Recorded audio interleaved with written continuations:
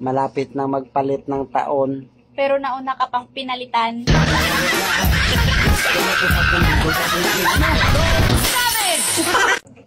Kapag ako naging jowa mo, gamit na gamit yung bibig mo. Bakit? Kasi masarap akong magluto.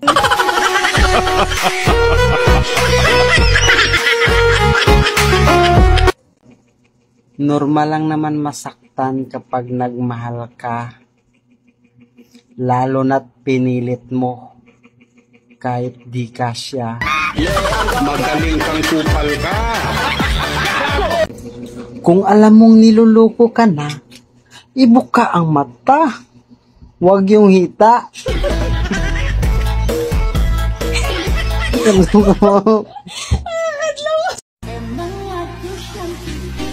Di, pakisabi kay mama mo, willing din ako maging mama siya.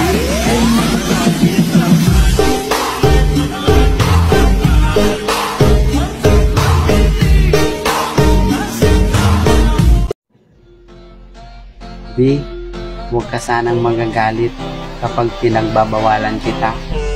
Hindi kita ina-under, iniingatan lang kita.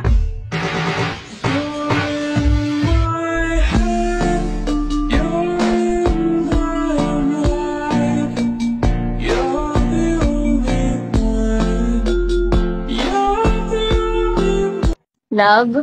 Bakit, love? Buntis ako. Talaga ba? Yes! Oo.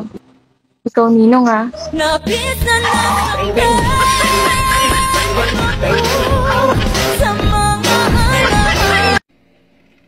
Kaming mga lalaki, kaya kaming matatalino, ay dahil sa aming dalawang ulo. Isang edukado at isang delikado.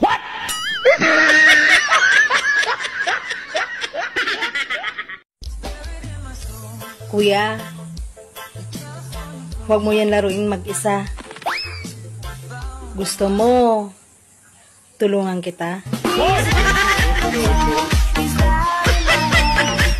Kuya, maganda ba ako? Manalangin tayo sa Diyos! Hindi titino ang Pilipinas hanggang hindi marunong manalangin ang mga Pilipino. Walang titino. Sinabi na nga eh. Manalangin sa Diyos.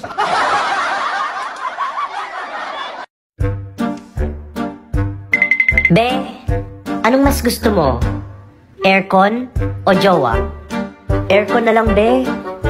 Pareho lang namang malamig yun. Doon na tayo sa may pakinabang.